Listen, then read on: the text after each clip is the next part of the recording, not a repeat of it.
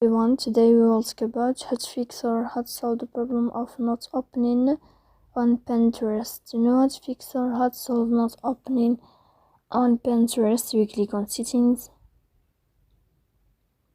In this page you can click on apps, default apps, app settings. On above you can search about Pinterest and you can click. Here you can go to first stop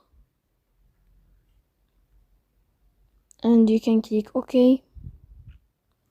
After that you'll enter to storage. Then you can click clear cache. Don't click clear data because that can delete your account. So please don't forget to support us by like and subscribe. See you next time in another video, and thank you for your attention and your watching.